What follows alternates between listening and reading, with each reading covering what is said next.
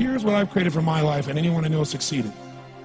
I'm a 17-year-old kid from Azusa, California, with no real education other than self-education, with no background, with parents that did their best, all of them,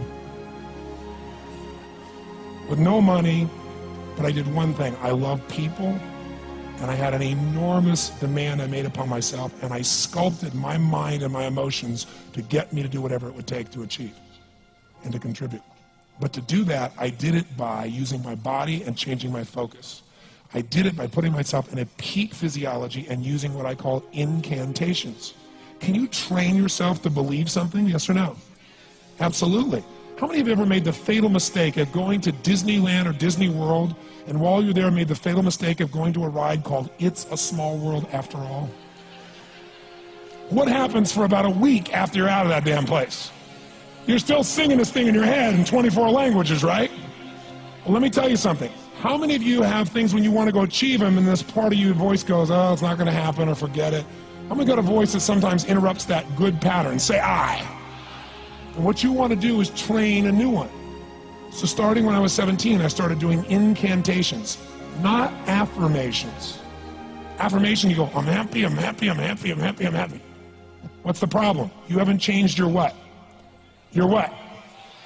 Physiology. If you don't change your physiology, you won't get anything.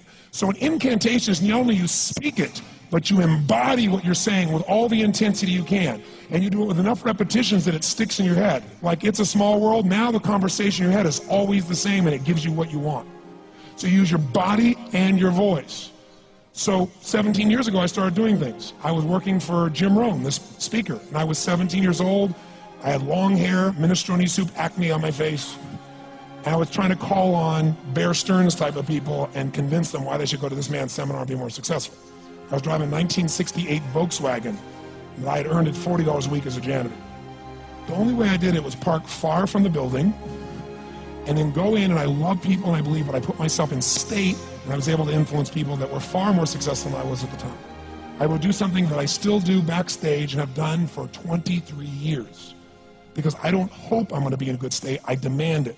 So I do an incantation using my whole body. I'd say, I now command my subconscious mind to direct me in helping as many people as possible alive today to better their lives by giving me the strength, the emotion, the persuasion, the humor, the brevity, whatever it takes to show these people and get these people to change their lives now.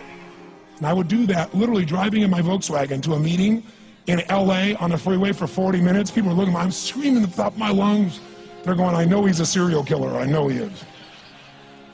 But by the time I entered that room, when two people meet, if there's rapport, the person who's most certain will always influence the other person.